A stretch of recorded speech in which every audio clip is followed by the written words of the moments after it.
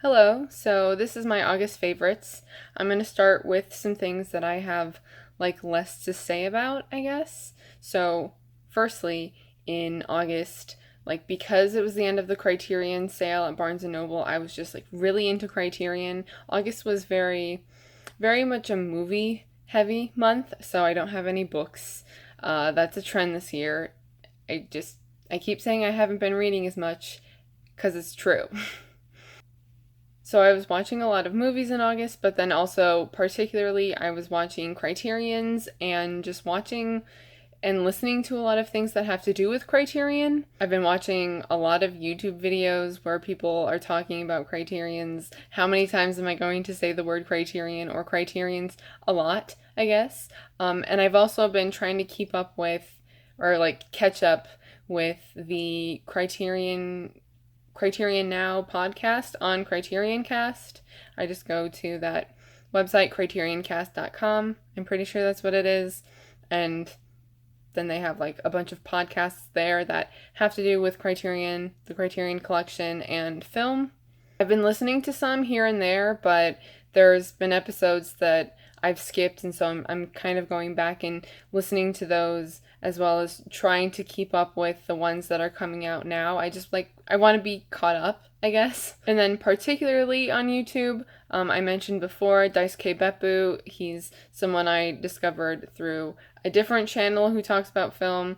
I mentioned him in my films I would like to see on the Criterion Collection video, which I will link in the description if you're interested in seeing that and in the card. But then another YouTube channel that this is kind of random, but a different YouTube channel that I've been watching is Dissociated.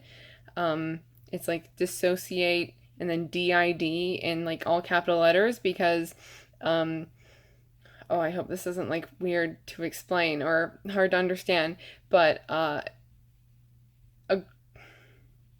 a host. Oh my god. This girl named Chloe has dissociative identity disorder, and so she's a host of a system of 20 something personalities, which DID is also, it used to be known as multiple personality disorder. It's interesting.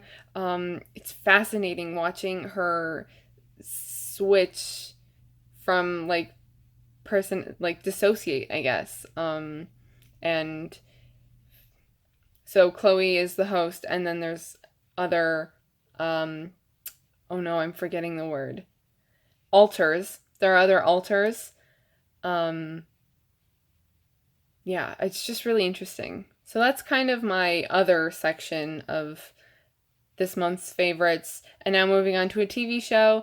I have Buffy again because it's taking me years to finish Buffy the Vampire Slayer, but it's fall time, so now I'm starting it back up again, it's getting to fall, and so I'm watching it again. It's just fall time is the fall season is Buffy season.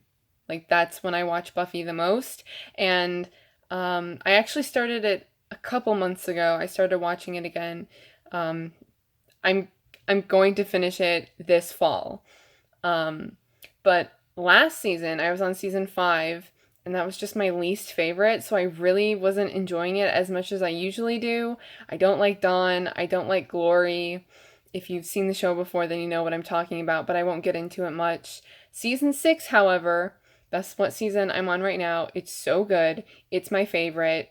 Probably. I mean, I could be saying that for the next season, but right now, it's my favorite. I love how character driven it is. Everything that is a problem or a bad guy in the show for the season so far just has to do with the characters. There's not some magical or not some big boss bad guy demon thing that is going to be beaten by Buffy and the Scooby Gang at the end of the season. It's very much internal struggles and just character struggles, things that are happening with each character, and there are sort of bad, obviously there are if you're familiar with Supernatural, then it kind of works in the same way where there's like one bad guy per episode in a way, but then there's like the major boss that's in like that goes throughout the entire season.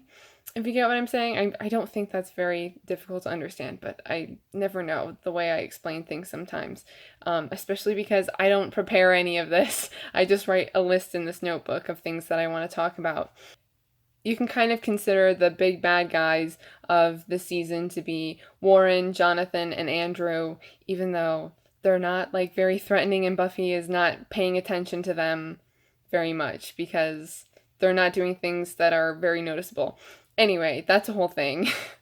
Buffy is happening again. I can talk a lot about Buffy, but I'm going to move on to a couple of movies that I watched in August that were my favorites. One is actually a rewatch, so I'm going to start with that one. I mentioned previously in a couple videos probably that I had some family friends staying with us in the beginning of the month, and one night we were going to watch a movie, and the two guys, they're like teenagers, just said to put in whatever. They didn't care what we were going to watch. And I had originally put in a different movie, but then in the previews, there was like this one clip of Justin Theroux going like this and like, you know, turning his head to look, if you know what I'm talking about, from Mulholland Drive. I just saw that one clip and I was like, oh my God, we have to watch Mulholland Drive. This is from 2001, I'm pretty sure, directed by David Lynch. I have this like, it's a Studio Canal steelbook. I got it off Zavi a handful of years ago before Criterion released the title. I haven't double dipped and gotten the Criterion Mulholland Drive release. Anyway, so I put this in, and I guess I might as well like sort of shout him out. So I don't really know how many people would be interested in the kind of videos he makes, but Holden is who I'm going to talk about a bit in this video because he likes movies. He makes some vlogs on his channel. I'll link it in the description and put it in the card. Yeah, but he when they got here, he said he forgot how much I was into film. And then he walked into my room where I have my movies and went, oh yeah, we have to watch some of those movies.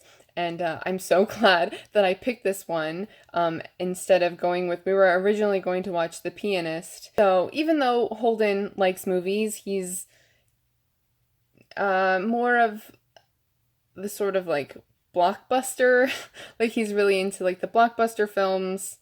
I don't know, things that are more popular, and so he was looking at my movies and he did not know what a lot of them were. And so I put this in. He had no idea what it was. I think it's I think it's best to go into this not knowing that much about it, especially because it's kind of hard to explain anyway. And I don't want to explain it too much. It has to do with Naomi Watts' character, I'm so bad at character names. She also has like 3 character names. Are you kidding me? Diane? Oh my God, is it Diane? Like Twin Peaks? Is it Diane? I don't know. Naomi Watts' character is moving or moving to LA to become a famous actress, successful Hollywood actress, and when she arrives, there's this other woman in the apartment, and this woman has amnesia and can't remember who she is, and so they kind of try to figure out who she is, and Naomi Watts' character is also auditioning for a film, and so there's like this Hollywood aspect and what's happening with Naomi Watts and Rita. Rita's what they call her because they don't remember her name. She doesn't remember her name, and I mean, there's so much more to it. It's so hard to explain. It's David Lynch. And so it was really crazy. And Holden was not expecting that. Like, literally the entire film, he was like, my mind is blown. What is happening? What's happening? What is this? my mind is blown. Like, that's the phrase he kept saying the entire night and the next day. And then after the film, actually, I showed him and Colin, his brother. Those are the guys. I showed them a sort of like analysis, like video essay on Mulholland Drive, which is another thing that I will put in the description and in the card. There's 3 that I've watched before, so I just chose one of them. I think I showed them like this screen prism. Is that what the channel's called? Something like that. Yeah, but I love watching analysis videos on films in general, but David Lynch films and this one in particular, even though I think that most people have the same sort of interpretation of it. I think we've all kind of stuck to this one explanation, which I won't go into because you have to watch the film first. I'm assuming you've seen it, but I also am talking too much about this and have to move on to the next film because it's my last thing that I'm going to talk about before I just name a bunch of songs that I've been really into. So then the other movie that is a favorite from August is Le Samourai, from 1967, directed by Jean-Pierre Melville. I have some like notes here in my notebook, so if I'm like looking down or if it looks like I'm reading a sentence, it's probably because I am. I was not expecting to love this as much as I did. I think this might be my new favorite Melville film. It was Le Doulos beforehand, and I actually watched Le Doulos after this because it got me in the mood to watch Le Doulos, and it's been a number of years since I had seen it previously. So Le Samourai is about Jeff Costello, played by Alain Delon, and he is a hitman. He's a hitman. I didn't know what he was before. I thought he was like a gangster or like a private detective or something. Usually Melville films, a lot of them have to do with this sort of like underworld. That's what it's quoted as a lot of the times, with characters like gangsters and police officers and things like that.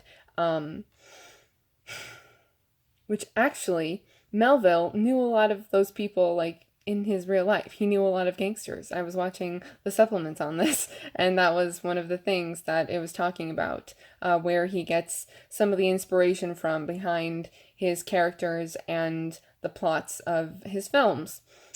So Jeff Costello is a hitman, and one goes wrong, and he's seen, and then the police investigate this murder, obviously, and he's brought in for questioning. And so it has to do with the police trying to identify the murderer, but also the people who hired Jeff to carry out this hit are afraid that they're going to be found out, that it'll get back to them in some way, and so they also try to... Basically, everyone is against Jeff Costello in this, but for some reason you're like rooting for him in this very subtle way, I think, because he's a really... I had heard people say that he's like a cool character, but I interpret it in a different way now, because I thought cool was like, oh yeah, he's so cool, like, kind of way, but really I think of it more in terms of like cold, but cold is too strong of a word, I think, to describe him. So cool, but he's disconnected. He's kind of disconnected and detached and definitely isolated. I literally just wrote a list of words to describe parts of this film and his character, so I'm just going to read them. So empty, solitude, out of touch, ritual, and precise, because you can tell that he's an intelligent character and picks up on things and is observant. So, of course, if you have a certain ritual, or if you're precise with things, you'll notice if something is out of place or different in some way. Which makes me think of a certain scene that takes place in his apartment, which makes me think of the beginning of the film. And I have to mention that there's no dialogue, no line in the first 10 minutes of this film, but it had me so engaged. Like, just the way that the camera moves and the camera movements and the actors' movements, actions as the character, or as the characters are just so engaging. Like I didn't even notice that there weren't any lines said until I was like, wait a sec. I don't know. I just noticed it all of a sudden. And I looked at the time and it was about 10 minutes into the film. And then finally a word was said. And I was like, oh my God. But I was so into what was happening. And I think I found that surprising. And because there's minimal dialogue, you really have to keep an eye on the screen. And there were so many times when things were going in and out of focus that made me all suspicious about things. Yeah, I just super engaging is a way that I would describe this film. I also really liked the score. It was like a nice jazzy score. Um, I'm saying too many times, but it was a jazzy score that was, it seemed reminiscent. I don't know of what, but it just, it had a nice mood to it. Whenever I think of gangster films, I think of jazz scores, right? And I also wrote that the editing and the cuts were interesting, but I can't really remember exactly what I was referencing when I was writing that. I think I do, but I'm not 100% sure, so I'll just say that without being very specific. Yeah, so needless to say, I recommend this, especially if you collect Criterions or buy Criterions and you haven't picked this up yet. Okay, so now I have my music favorites. Lots of random songs, not all K-pop, but a lot of K-pop. Uh, and actually, well, I always just generalize as K-pop, but there's still some art. There's still some artists that are more like R&B or hip hop sounding, not really pop. So I just thought I would mention that. This is just in the order that I wrote them down in, and I also will link my Spotify playlist for August favorites in the description, because I always have a monthly favorites playlist on Spotify, especially because I don't have Spotify Premium, which means I have filled up all the albums that is available to have in my library, so I just make playlists now. So firstly, I have Cocoa Bottle by PENOMECO, which is like a nice chill song. He's more of like an R&B artist. And the music video was really cool. Actually, I thought of this idea of doing a a K-pop music videos for film fans. It's just like a fun idea, so I might do that, except I don't know how I would make that yet. I would like to make it so that like somewhere on the screen is the music video or part of the music video at least, but I don't know how to do that. So I have to figure that out. But I thought that'd be a fun idea. I don't know anyone who's done something like that. Yeah, it's an animated music video, which is why I was thinking of it. Anyway, then another animated music video is Cupid featuring PENOMECO by PH1. PENOMECO just has a really good voice. This is like, I don't know, I always feel the need to say something about the songs, but then I have a hard time describing a song to you. Then I have Bank Robber, which is an album, more like an EP because there's only like 5 songs, by Villain, who is so good. He's part of PLT, which I mentioned before, I think maybe last month or so.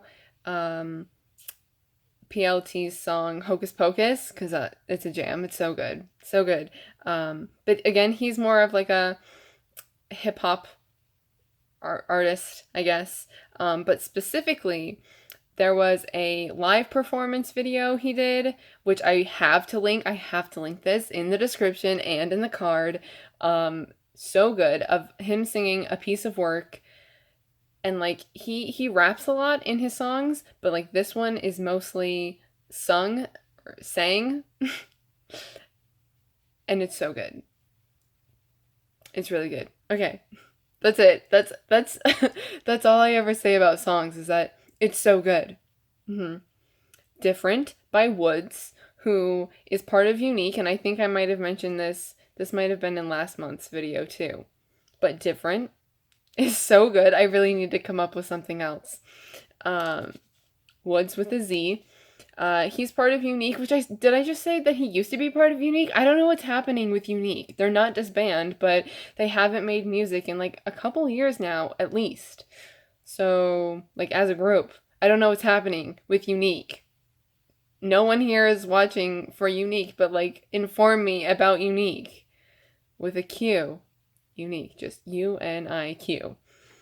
Unique already has a Q in it. Anyway. Now or Never by SF9. This is the hit that no one was expecting. The bass drops, the beat drops in the chorus, and it's just like so unexpected. And in the music video, it's so good.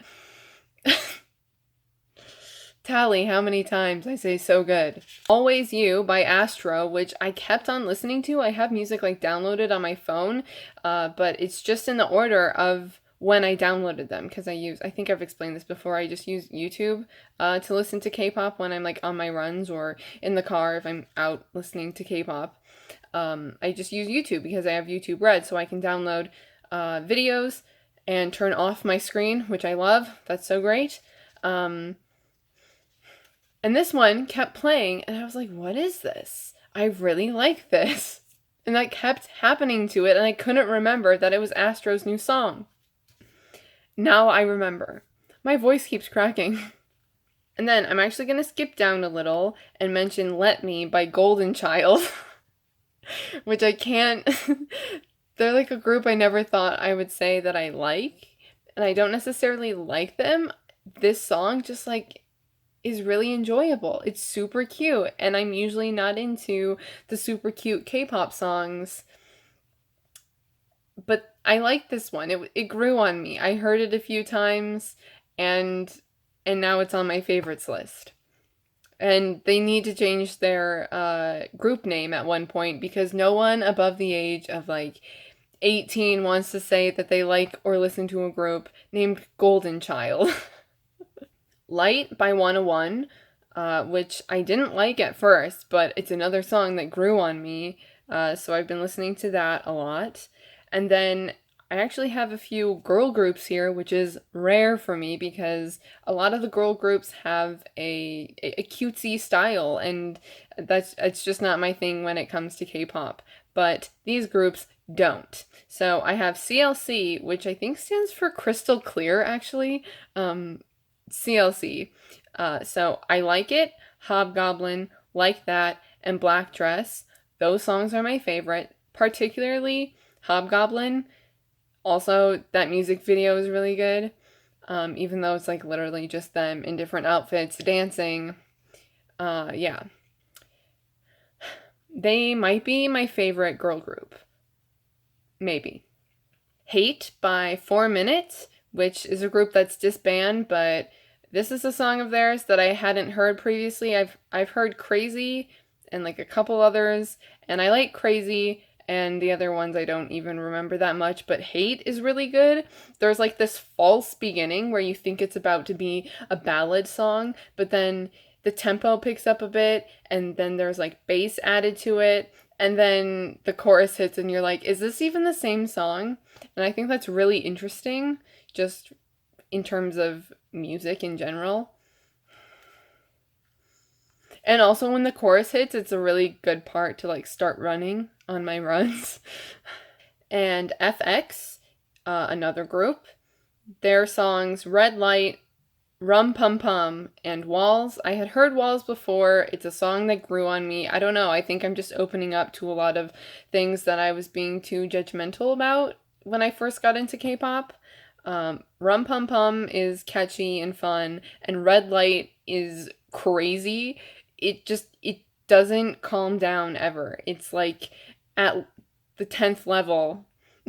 I don't know what this analogy is, but it's at the top the entire time, which I think can be overwhelming, but it still has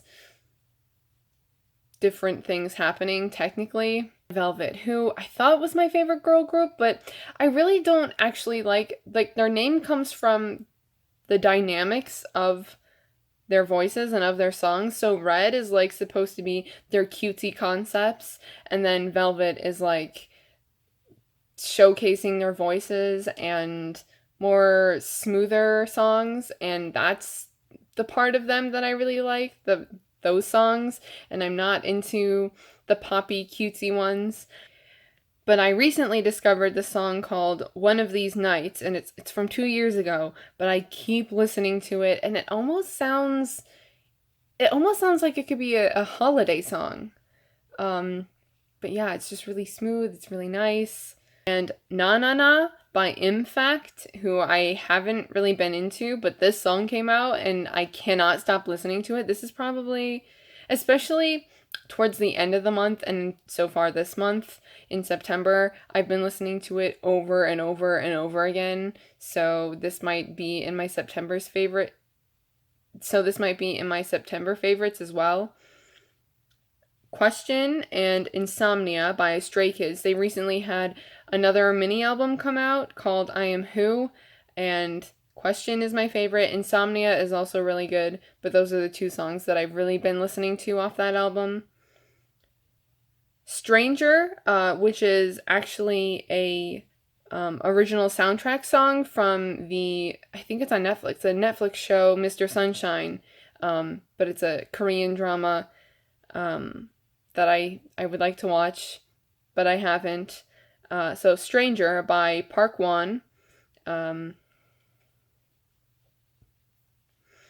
That one is, the way that they like do their soundtracks is they'll have like the soundtrack part 1, part 2, or whatever episode it is. So this one is particularly from part 8, and then I have another song from part 9, which is called Shine Your Star by O3ON. I have no idea how you say it, but it's O3OHN. Like, that's how it's spelled. I'll show you, even though I don't know how well it will show up. See, like that. O3ON. O3ON. I don't know. But that one's really good. Walking in the Rain by Neighbro, which I had never heard of before and just randomly came across. So that song's really good. And the last K-pop song, or like Korean song. Actually, this isn't even Korean. I wasn't even going to write this down, but then after I wrote this list, I proceeded to listen to these two songs about 20 times each, and that's 100 and Come Back by NCT 127 from their Japanese album. So these ones aren't Korean, they're Japanese. They're so good. They, like, NCT 127 has more of a, it's like a 90s R&B influence, it seems like. Yeah, that's how I'm going to describe it, and I'm really into that. Their sound is really good. And then lastly, I have two songs that are not Korean. Mantra by Bring Me the Horizon, which, if you're familiar with Bring Me the Horizon, you'd probably be like, you listen to K-pop and Bring Me the Horizon? Yes, I do. I've been into Bring Me the Horizon since I was in 8th grade, 2008, and now their sound is a lot different from what it used to be. If you're familiar with the group and are unfamiliar with their sound change that some people are still really upset about despite it being like 3 years. But Mantra is really good, and the music video is interesting. There's just this thing with cults lately. That's a really fascinating thing that is in a lot of media lately over the past like couple years, really. So that's kind of like the theme of their music video for Mantra. And then the last song is I Don't Lack Imagination by East. I don't even know how to say this either. It's E, then like the caret, S-T. So I'll show you again what I have written down.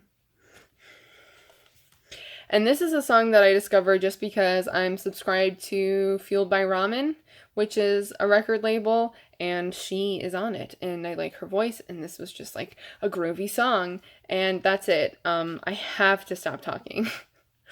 Those are my August favorites. If there's anything that I need to clarify or add detail of, I will put it in the description. That's what I usually do. I don't know how often I mention that, but just always look in the description, basically. And, as always, I will link a bajillion things in the description, because all the songs that I mention, especially if there's a music video for it, I will link the music video. If there's not a music video, I'll find some, like, lyric video and link that, so that you can at least just, like, go to the description and then click the link to listen to that song.